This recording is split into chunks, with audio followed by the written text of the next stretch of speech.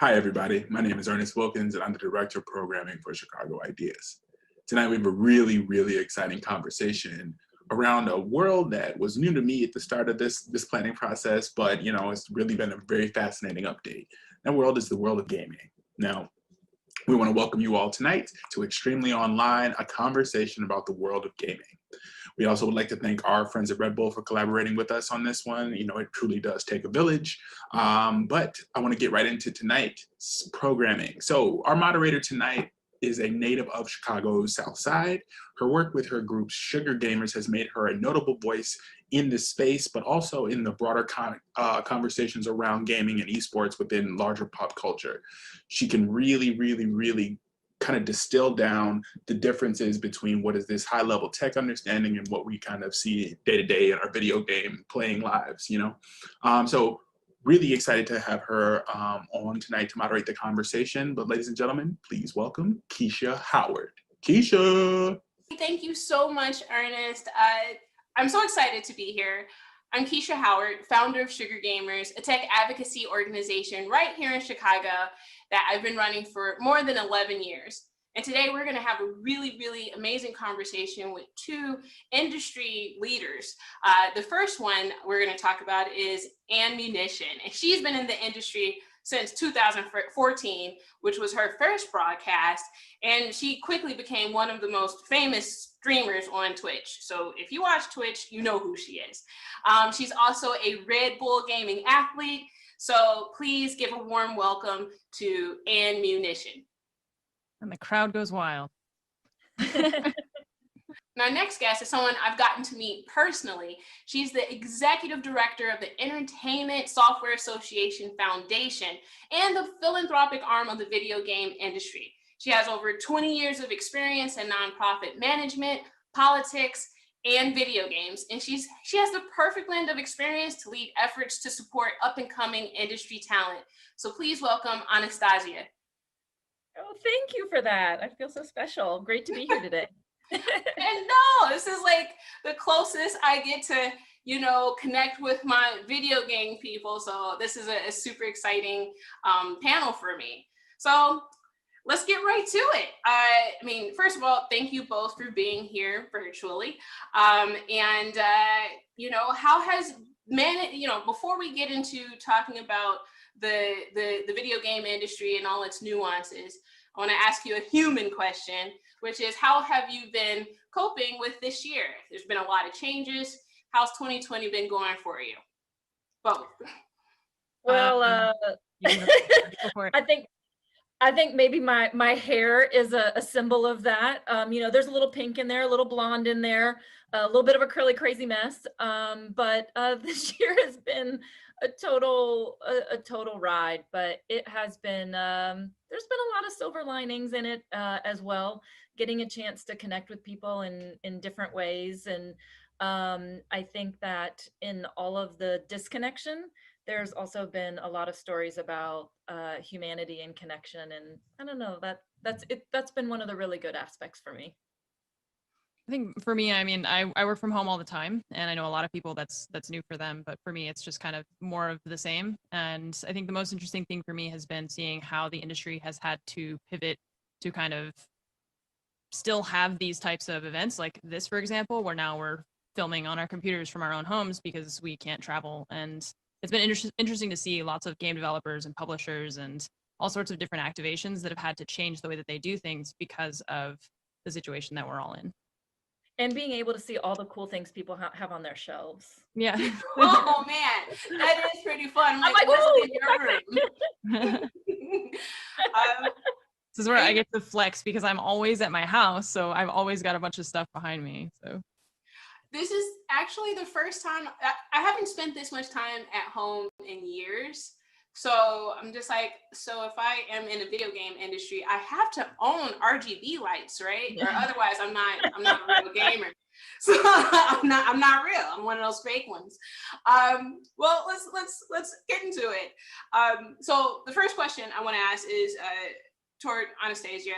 The ESA Foundation supports and works with mostly underrepresented and underserved students who eventually want to make video games for a living. What change in the industry has surprised you, and what are these students looking forward to most this year? Yeah. Wow. Yeah, I mean, the ESA Foundation focuses on leveraging video games for social impact, and we dedicate a lot to providing educational opportunities for students in those underserved and underrepresented communities. I think one of the best examples is our 3 scholarship funds that are available to women and minority students interested in video game arts and sciences. And just this year, well, this school year, we also introduced a new one for students playing collegiate esports. Um, so perhaps the most surprising change from my perspective is the ever expanding demographics of gamers. With more people playing games, they're creating a demand for more immersive entertainment. And the pandemic has also introduced new audiences to gaming. For example, you see more families playing to connect and socialize. I mean, I don't think I've ever spent so much time with my nephew playing Fortnite. Well, I should say he plays Fortnite while I just kind of run behind him and make sure that he gives me things and keeps me alive while I just run around and try to make sure I don't get killed. But it extends beyond entertainment, and the use of educational games for online learning has exploded. So for our current 26 scholars, who are anywhere from 6 months to 4 years from joining the industry, not to mention our over 400 alumni, they're looking at a great demand for jobs. And this change in the demographic also creates another opportunity, increasing diversity. Our scholars and the art they create help us understand the world better and make connections. And by giving voice and access and opportunity to the underrepresented, it provides pathways for them to push back against narratives that undermine fairness and essentially disrupt inequity. And this really comes alive for me with our scholars, because there's a few themes with them that run through every class that we've had. Every one of them has a story about how games that they've played since they were kids don't necessarily share a worldview or a specific characters that they can relate to. And one exception recently was mentioned by one of our scholars is Link in The Legend of Zelda Breath of the Wild. And Link is this incredibly skilled and intelligent character many interpret as androgynous. So he's a hero to this scholar because it opened up a dialogue around his own gender identity. And there's characters like Ellie in The Last of Us and Bangalore in Apex. I mean, yeah, you mentioned Zelda and Breath of the Wild. I love Link as well, just personally growing up with him, with that game.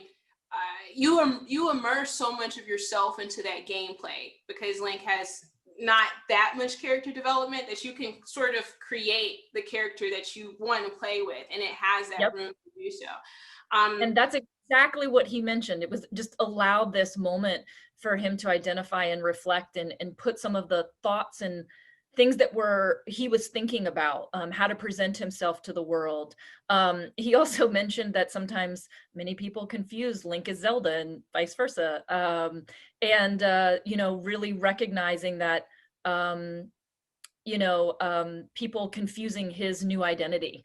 And so it was just, yeah, that's a really great way to put it, almost like a blank slate that they can read into. I would love to talk to Anne. And you have a career that most gamers are dreaming of right now. You quit your day job and you're streaming full time. Can you tell us about what it took to take that leap of faith into this space? And like, what's one thing you wish you knew before sort of making this career journey? Yeah, I've been streaming for about 6.5 years. I've been full-time for, I think, about 5 years. And I was working in LA as a graphic designer before I started streaming full-time. And I kind of reached the point where I was like, I'm at a tipping point where my full-time job is taking up all of my time, basically. And I think I could make something out of this kind of dream that I have of streaming if I just could have more time to dedicate to it, to really throw myself into it. And I called my mom and I was like, I don't know what to do. I don't know. This is really scary. Do I quit my job? And she was like, you can try and see how, you'll never know where it's going to go if you don't take that leap and just say, if it doesn't work out, it doesn't work out, and I'll find something else after that. And so my mom really gave me kind of the confidence to take that leap. And it was terrifying. I had a really like solid job that I enjoyed. But I wanted to pursue this thing that I was passionate about. And now streaming is much more mainstream. There's been a lot of people more exposed to it, especially with the COVID situation, I think, but also because of really well-known gamers going on talk shows and being in like the mainstream media. And so now there's just the streaming industry has been inundated with many, many hundreds of thousands of people who want to become like full-time streamers. And I think the thing that I wish I had thought about more when I was first getting started, and I guess the advice that I would give to people now is that it's not a quick rocket to success. It's one of those things that's very easy to get started with, but very, very difficult to make a career out of. It's like photography. Everyone has a phone that has a camera, but that doesn't make you a professional photographer. You can't just do that and then now you're a National Geographic photographer. It has to be really a labor of love, and it is a marathon. And everyone that I know who is at like the top of their game in streaming is just people have like such good work ethics. They're hard workers. They're very dedicated to what they're doing, and they put in many, many, many thousands of hours to be the top of the game. Man, that facts, right? A lot of people, I feel, think this space is easy, but you have to put in the time, the commitment, and the dedication. And your success demonstrates your work ethic. What would you say to people who, there's a lot of gamers out there who don't necessarily have the family structure as a support system? Are there alternative support systems to like get you sort of started and comfortable in this space that you found? Like, was it like within the games that you played?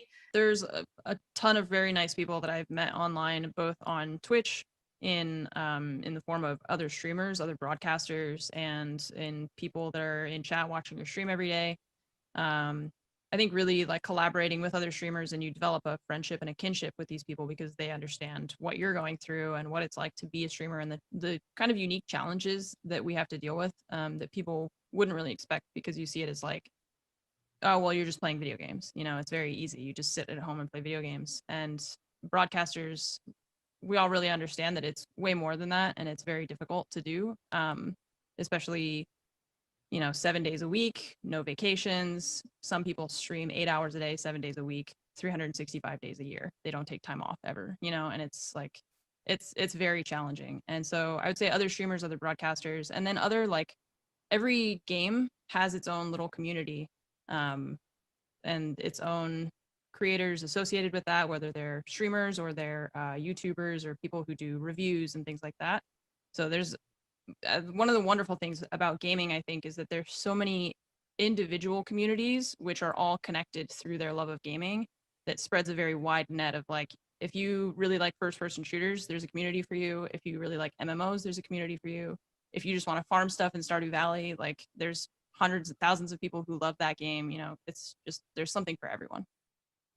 I think that's a really great point about community. And it's one of those terms that, people can easily kind of throw it around, but I think it's so true in terms of video games. And I mean, I even, we were talking about our scholars, just like in a micro universe, like seeing how they connect to each other, and support each other, even for things that are outside video games. The conversations, we're all on a Discord together, and the conversations that they have with each other about life and experiences in video games, everything from like, hey, can you help me solve this? I'm having this problem with my own game, to them forming teams to create games themselves, to talking about personal things and supporting each other. I just, that's one thing that I've seen, just community around video games is just so tight and really inspiring.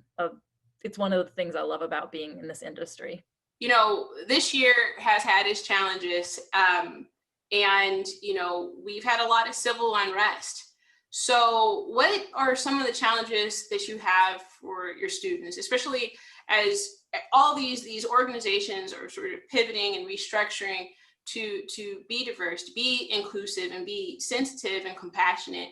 For example, there's the Black Lives Matter movement, and we believe that it's not connected to video games, but do you see connections? Do you see challenges from a cultural or inclusive standpoint for some of the students that are trying to sort of complete your program in the ESA? Oh yeah. Oh yeah. Oh, definitely. I mean, that's a great question. It's a big question to unpack. But you know,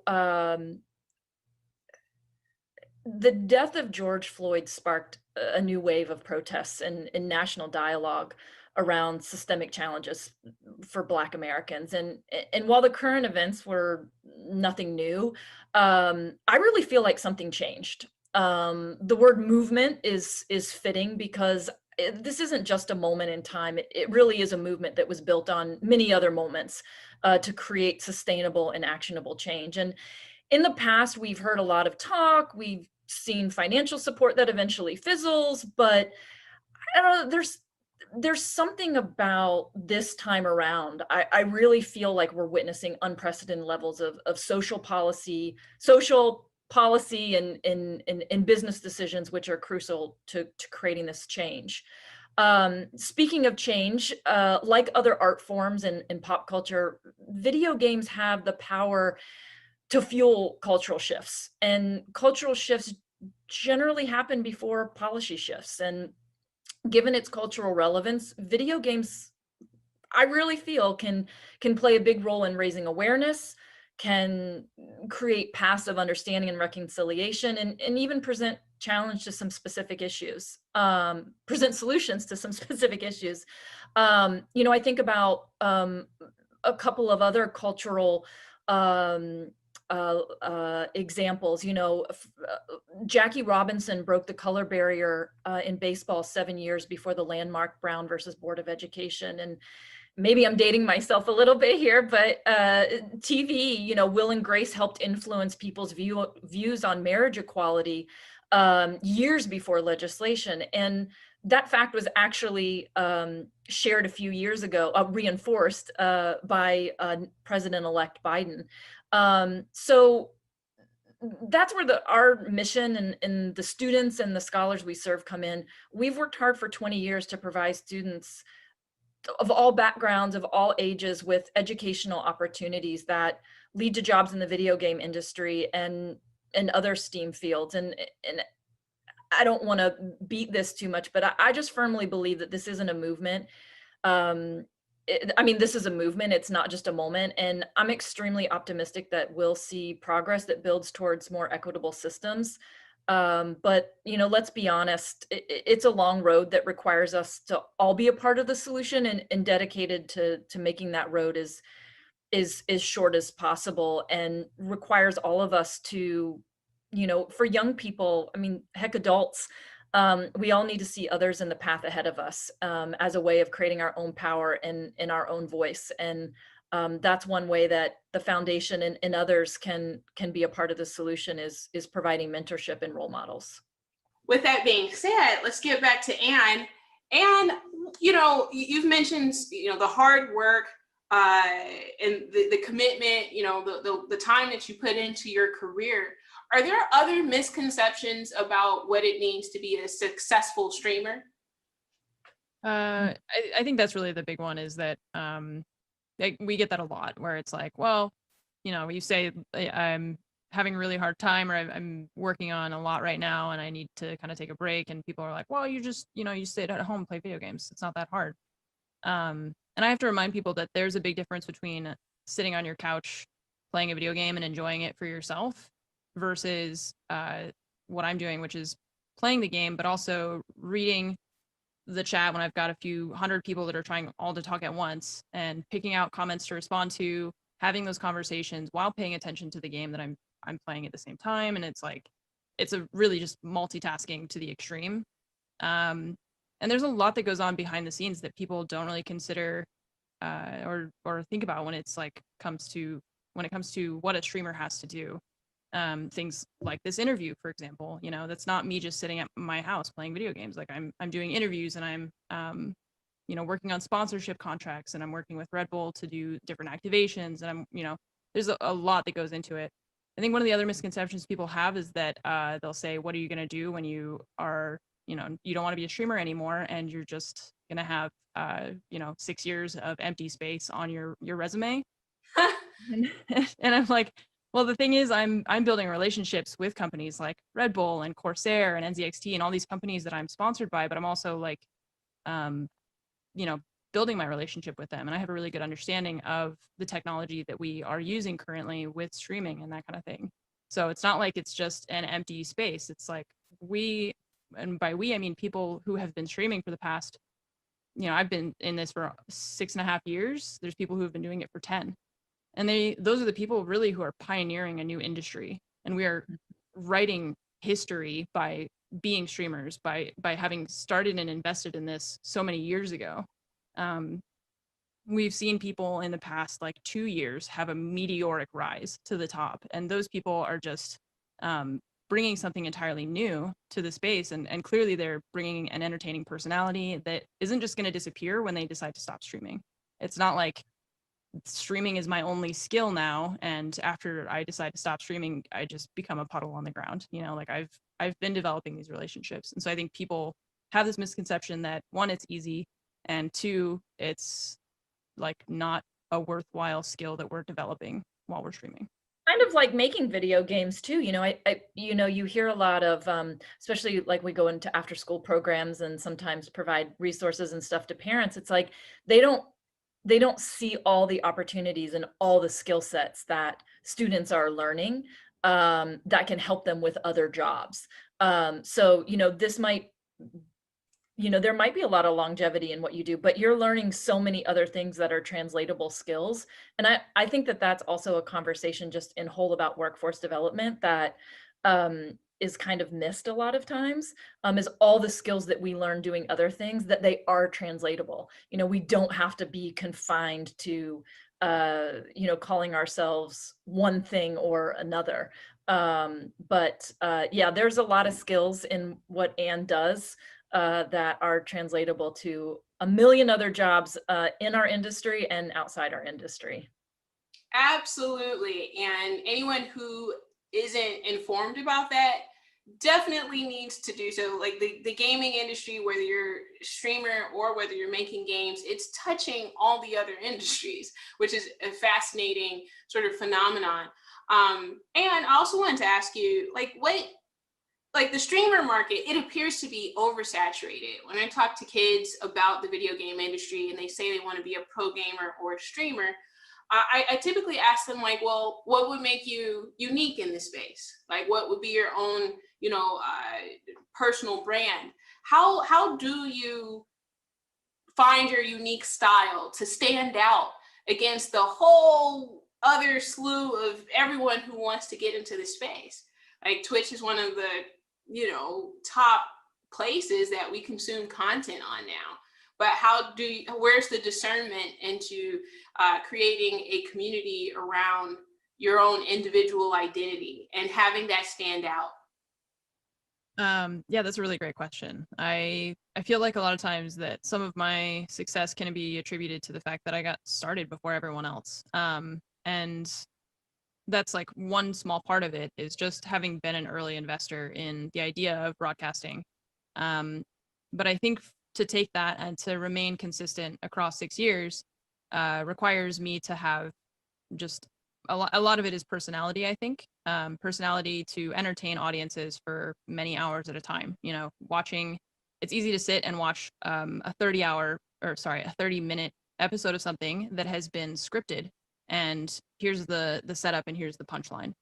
But for me, I have to talk for sometimes 4 to 6 hours at a time playing a game, and to entertain people while that's happening, and to keep them there for that 4 to 6 hours. And none of it's scripted, it's all live. And so for me, I think personally, I think it's my, hopefully I am not trying to brag, but I hope it's like a quick wit that I have in order to respond to things.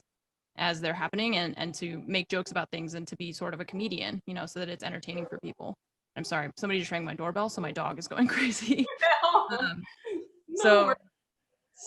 I will let Anastasia talk so that I can mute my microphone while my dog barks.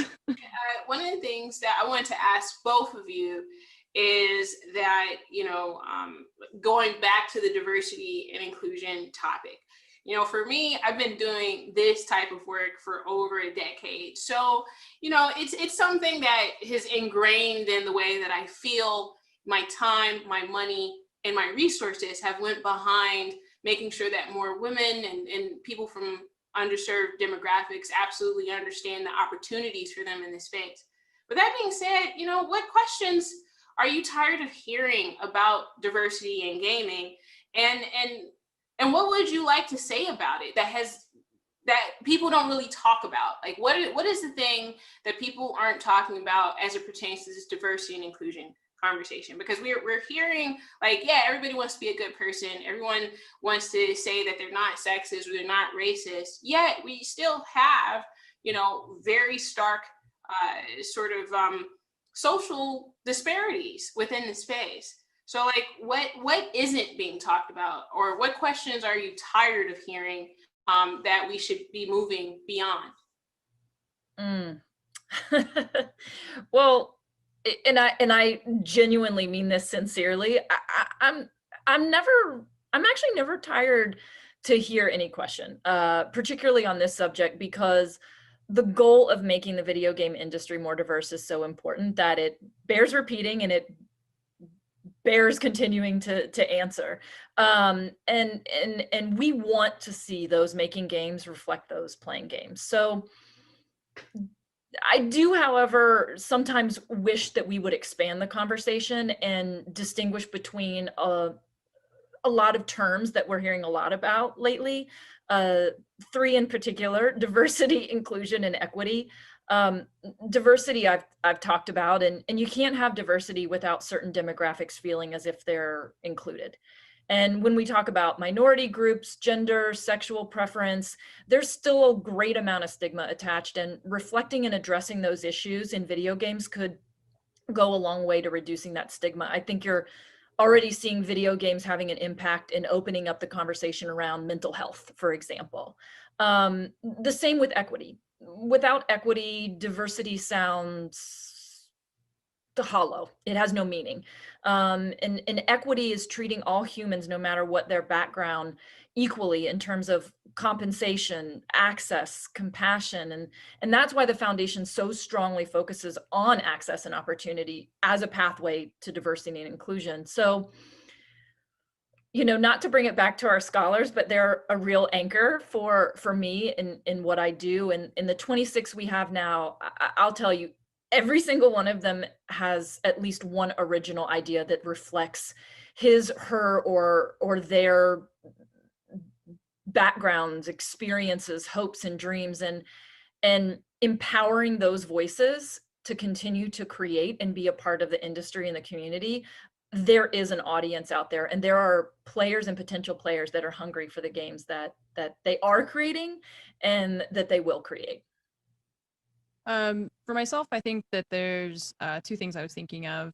The first thing, it's not a question that I'm personally being tired of people asking me, but just people asking in general, is anytime I feel like people see a woman in a video game, it's automatically, why is this game going political?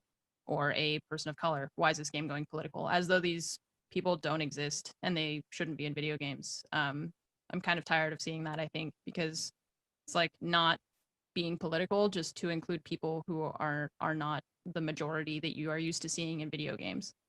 And then I think also one thing, having been in this industry and doing a lot of interviews, and a lot of time people, they focus on my gender and then they say, what kinds of things are you doing to change the industry, and what kinds of things are you doing to make people feel more included? And I would really love if more people started asking the top 10 white male streamers on any platform what they're doing, instead of what I'm doing for myself. like, what are what are you guys doing? But I don't think that that's a question that gets asked very often of those people. And I would love for the industry at large to start pointing that question toward the industry leaders, because they have a lot of influencing power. And I would love for them to use their voice to be an advocate and an accomplice for people of color and for women and minorities. And for all of us to somewhat hold responsibility for educating ourselves. You know, I think that that is an important part of being able to talk and answer to what you were just talking about, Anne. Just to add one other thing in the voice of, you know, of our scholars, because pretty much half of our scholarship class is young women and young women of color.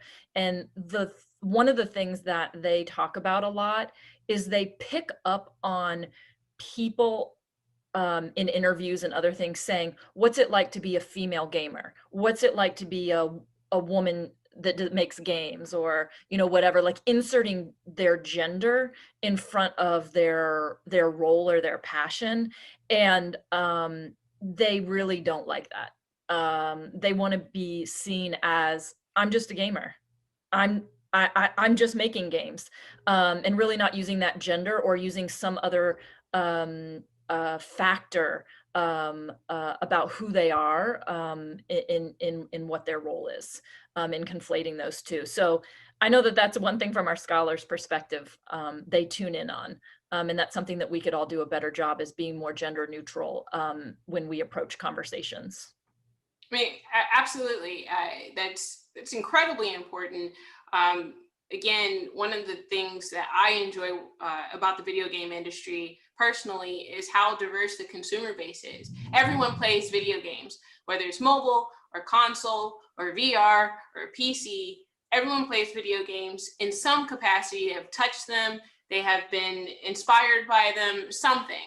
And so you get to meet all types of people when you define games in a more comprehensive fashion. And, you know, to get to know those individuals is so important. With that being said, you said that there are 3 words. You said diversity, inclusion, and equity. And I would like to add another word to that, which is ethics. And that's what Anne sort of touched on in her last answer to the question, ethics. It's important for companies who want to be sustainable and authentic about these movements to be ethical, meaning they know that these consumers are diverse, so have that reflected in every sort of aspect of their internal company culture. That would be great for the companies that really, you know, drive the culture of gaming to be ethical and accountable for the ethics in this space. That would be really nice to see in less than 7 years or 10 years. So, but here's hoping. With that being said, you both are just insanely incredible women. And, you know, what are your final thoughts? I mean, it's the end of the year. I can't believe it. What's next for both of you? I mean, I just hope that, you know, we can get our hands around this COVID situation. Hopefully people, you know, take more credence in listening to science, and we'll actually be able to have our daily cases go down instead of going up as they have been for basically the past entire year.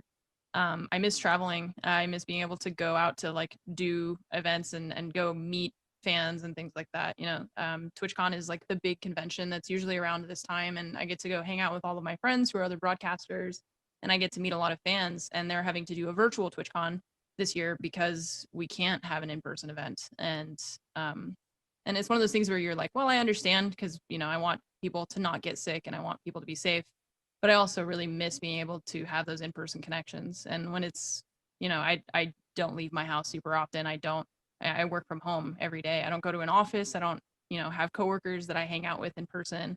And so I really miss those opportunities. So hopefully, you know, hopefully next year, I guess, it'd be nice to be able to go do some activations again in person. And I honestly, I feel like every year people ask me, what do you want to do next? You know, what's next on your plate? And every year there's something cool and unexpected that happens that I would have never been able to dream of. So right now I feel like I'm just kind of along for a roller coaster ride and waiting to see what else gets thrown at me and doing my best to kind of stay on top of all the work. I mean, I feels you, Anne. I feels you. Like, you know, I'm sort of an introvert, but I'm not a homebody. And I'm just like, I have all this energy, but I'm not going anywhere. So, but, you know, I think that the gaming community and the gaming industry and the technology that goes into it, we can find another way to connect in the meantime that's valuable and important. And how about you, Anastasia? Like, what are you looking forward to in the next year? What's the future looking like for the ESA Foundation and your scholars? I mean, you've mentioned them a lot. How can we support? What's next for them? Like, what are we doing there? You're passionate about that. Oh, you know, that has been one of the other silver linings is, you know, I've had a lot more time to connect with them this year. Because typically, you know, it's a few times throughout the year here and there on professional development sessions, but we bring them to E3 and we bring them to GDC, but we're all running in 20 different directions. So it's a little bit more like, hi, do you need anything? Okay, no? Okay, good, excellent. See you guys in a couple of hours, you know? So I do miss seeing them, but it's been really great to connect with them in other ways and more meaningful ways that technology has provided. And this past year has been tough for everyone. Speaking of them, you know, we were all in a dead panic when they were starting to be told that they have to move off campus. You know, last spring, late winter, and a few of them didn't have anywhere else to go. I mean, school was where they were fed, where they were housed. So there was a little bit of panic with that, and how are people going to finish school projects? They didn't have access to the technology. And then rolling into uncertainty into the fall. But I'm seeing now how incredibly creative and adaptive and positive they can be. And it feels like nothing gets in their way. And they've bonded more strongly. I think years from now, because of what this generation of future innovators is facing, they'll be creating games and technology that will solve some of the world's biggest problems and will certainly have a unique perspective and stories to tell. So I can't wait to play and learn from the stuff that they're going to create. And I can't wait, just like Anne, to where we all can kind of get back together. You know, I traveled a lot and I felt like I was getting exhausted. So at first this felt like a bit of a blessing.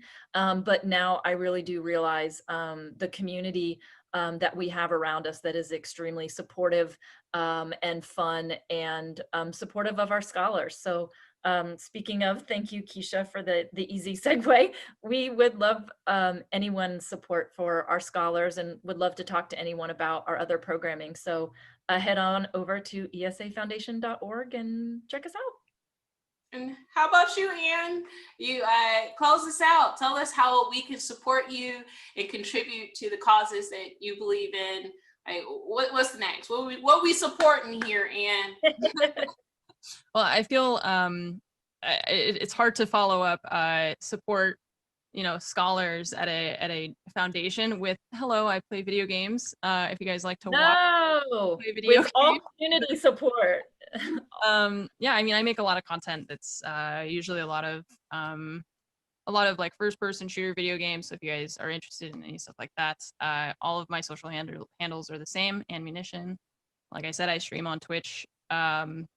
Gosh, I don't know, maybe 4 to 8 hours every day, about 6 days a week. I'm pretty much just, you know, always doing my thing. And yeah, there's a lot of really great content creators. So if people have not kind of, you know, dived into the world that is video game live streaming and you like having, I mean, like for myself, when I was working as a graphic designer, I would have my work here on my main monitor and I would have a Twitch stream over here on my other monitor just to have, you know, background audio. And there's the great thing about Twitch, not to kind of go too far away from what we're talking about, but the great thing about it is that there is something for everyone.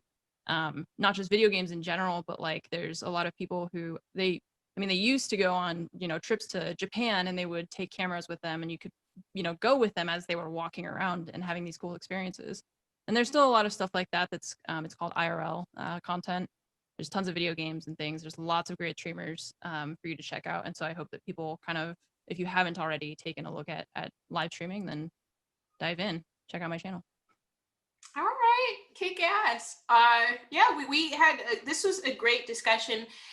Thank both of you ladies. I mean, Chicago Ideas Week, Red Bull, we all came together over some video game conversations. The insights from Anastasia and Anne were amazing. And even though our conversation is ending, stay tuned because Ammunition is about to go live.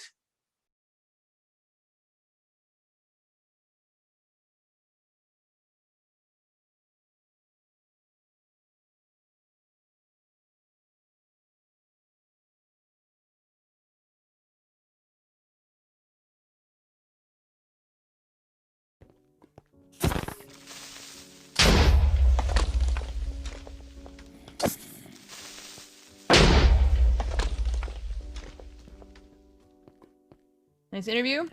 Is it finished? Cool. Have they officially sent people here? Almost.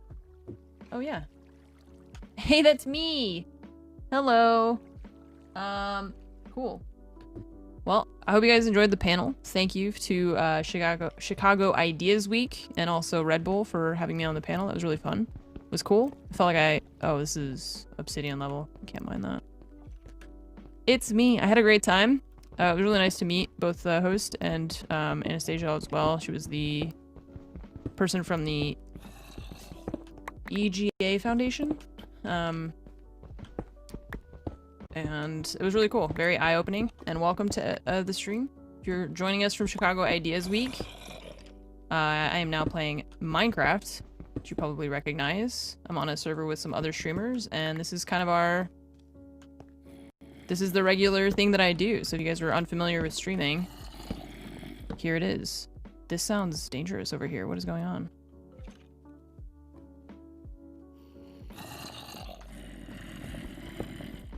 I'm scared, actually.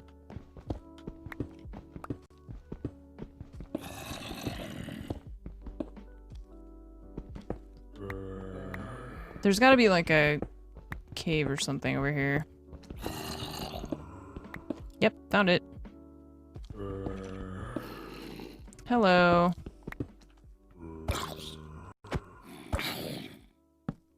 Yeah. Cool. Danger cave, yeah. I can hear a lot of zombies down there. It's kind of, they're a little bit laggy.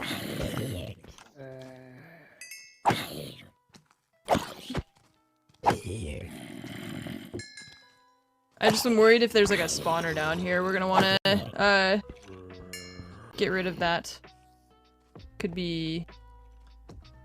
just be a cave, you know? But you never know. And I hear a baby zombie, which is really... Anytime I hear a lot of zombies or a lot of any, like, one character, I get worried.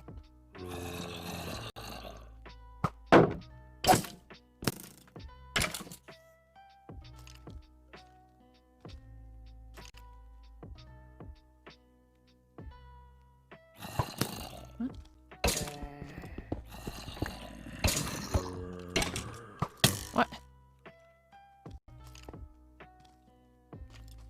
Come on, man. I don't got all day. Uh-oh, server's lagging again? Yeah. Crap. Oh, we're good.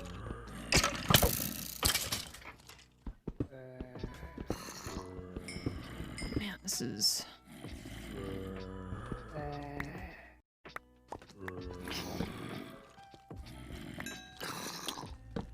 Okay, I hear them, like, right here, but they're not in this cave. So where are they? They're, like, right next to me. I think they're right underneath me, actually. Yeah, they're all right underneath me. This is dangerous.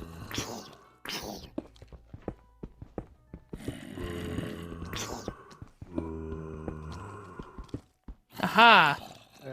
Found him. I don't have any gravel.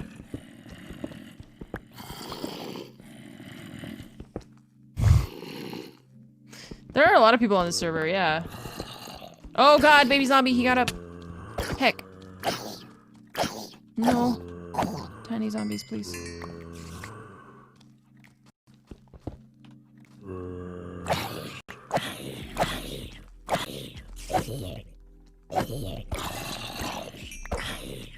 We're fine, we're fine, we're fine. We have this all under control. Oh, there is a spawner! Or a dungeon or something.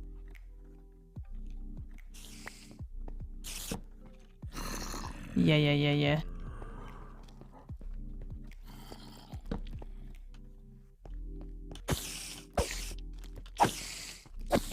Cool. Very cool. Oh man, this cave system is... Oh boy. Okay. Well... What kind of skeleton is that? Do you see that thing?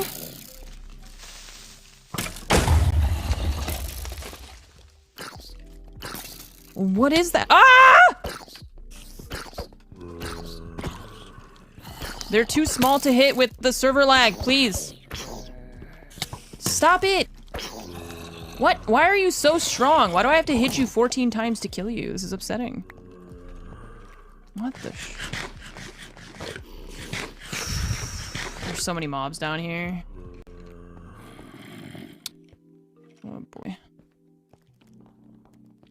It's just the baby zombies that are really a nightmare, because they can like go through any tiny 1 block space. And the lag is not helping. Man, there are a lot of mobs down here. This is scary, chat. I'm not enjoying this. I don't know where I just got shot from. Okay. Alright, well this is not quite what I was hoping for, if I'm honest, but here we are.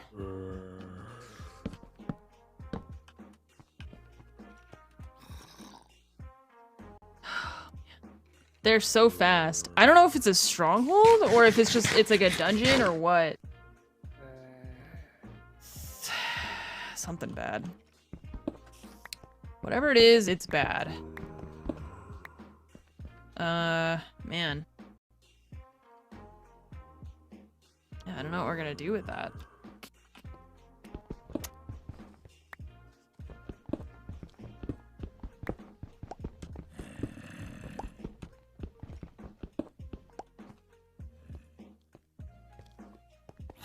Okay, this is like the main cave that we started in.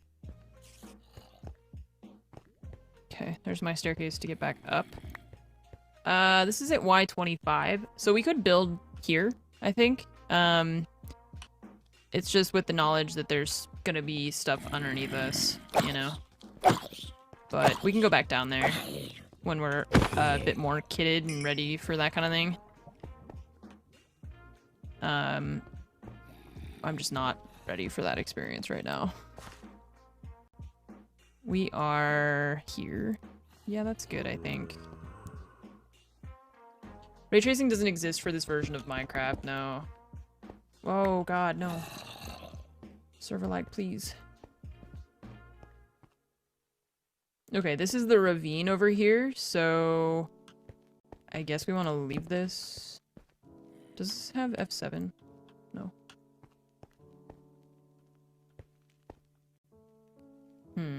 Okay.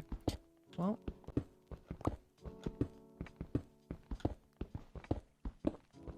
We'll just pick a spot for our smeltery so that we can start making better tools, and that'll get us kind of kicked off.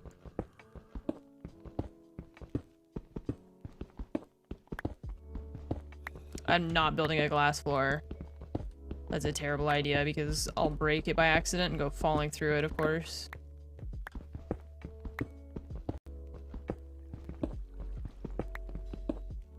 I absolutely will fall through the floor.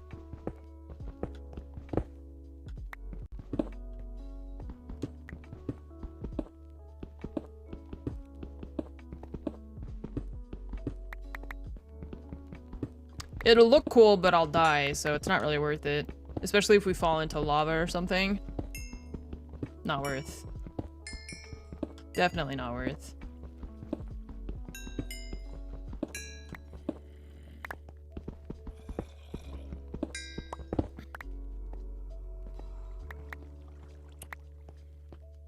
How did you and Shroud get into the OTV server? We were invited to join by the people who are in control of inviting people.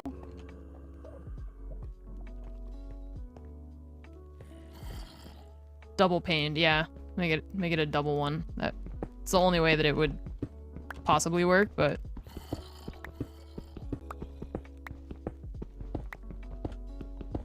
I hacked my way onto the server.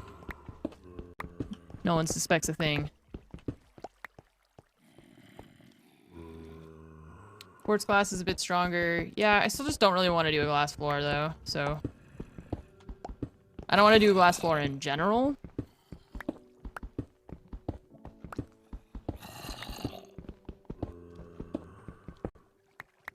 Even if it's strong glass, I don't really care. I do want to get rid of the zombie noises all the time, so we're gonna have to figure out where they're all hiding.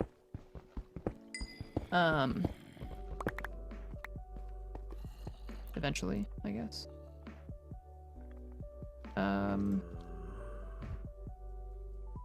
make any more sticks. Okay, we gotta go back up because I left all my stuff up at the top.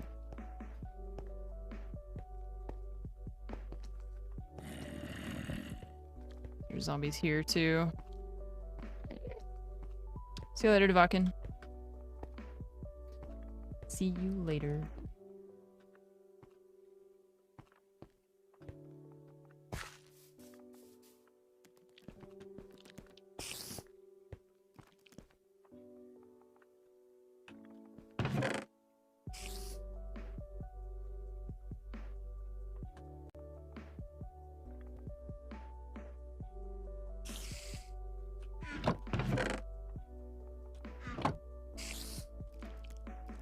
Okay, wood?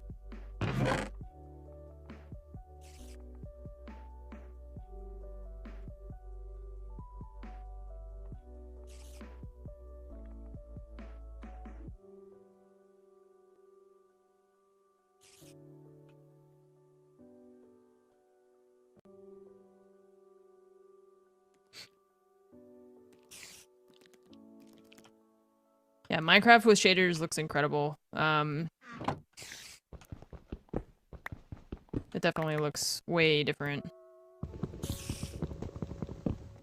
than regular Minecraft.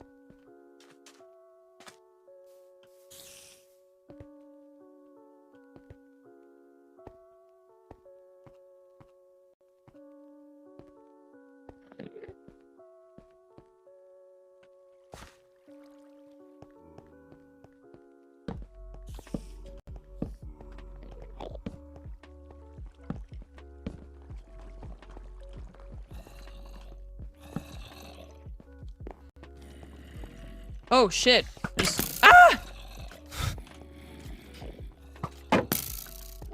There's Sky skeletons! I just accidentally found a different route to that I did not know existed.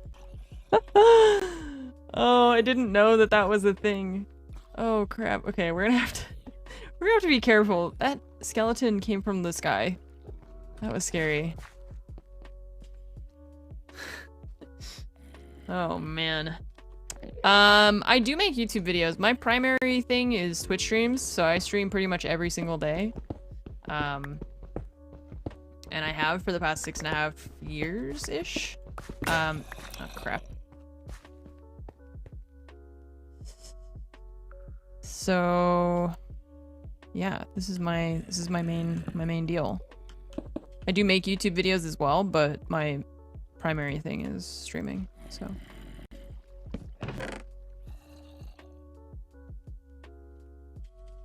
Alright, I'll just put all that in there for now. So we need to make a smeltery, which means we need this guy. I need this. Crap, we're gonna need sand. I'm gonna go grab more stuff from up top. We're just gonna have to, like, bring everything down here, basically. There is Thaumcraft in this mod pack. However, I almost never touch Thaumcraft. It's very, very rare that I ever pick up Thaumcraft. In fact, I don't think it's ever happened, pretty much. Okay, I need sand for this. Bring the cobblestone, the clay. At least to get started. Oh, God, inventory tweaks. Gotta love it. More clay, iron, bucket. Okay, I'll start with this, and then there's also the stuff that we left over here, which we could grab.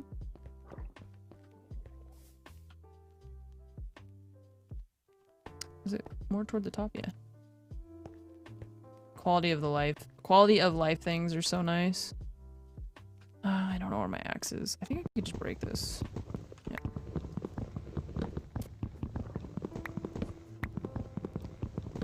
Yeah, the tainting of the earth is, it all looks terrible. I don't like it.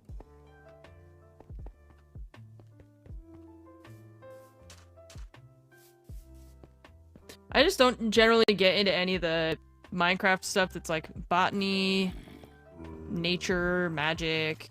I'm not really into that stuff. I like the machines and the reactors and stuff like that. That stuff's cool. Alright, we need to make another pickaxe. So that and that.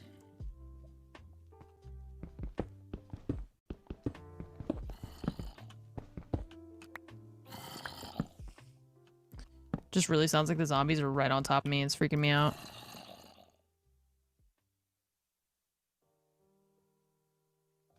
I think we can put the... Hang on. Oops.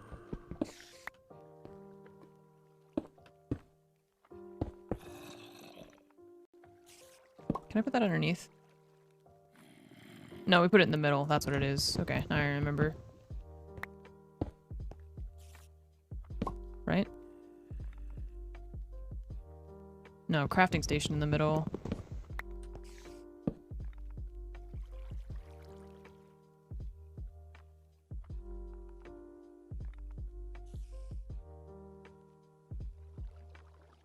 Am I crazy?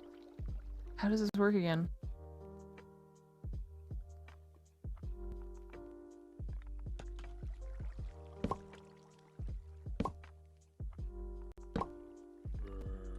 Oh, I think we put it in the corner, and then you put the forge here. Right? Like that? Yeah, and then you put the tool forge here. It's just we don't have the tool forge yet. I always use... Yeah, I've always been an applied energistics person. Chat always tells me to use refined storage instead. But I like applied energistics a lot, so... I don't know. Okay. Now a smeltery. Not that. Come here. Bricks, we need... Oh, yeah, I needed to... We need clay. Or no, not clay. Glass. That's the word I'm looking for. Wow, my brain is having a hard time with this right now. Glass, okay. And... controller and... a tank controller and what else? Is it just those two things? Oh no, a drain. That's what we need. Drain.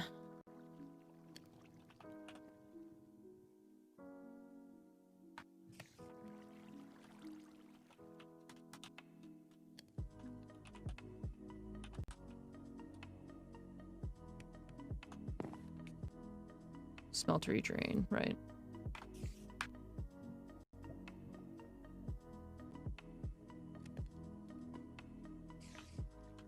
What's up, Baz? How was your Tarkov today?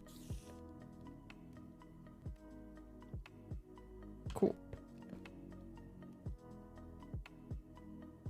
I've been playing Minecraft for like 7 years. It's been a long time. I started playing Minecraft before I even started streaming.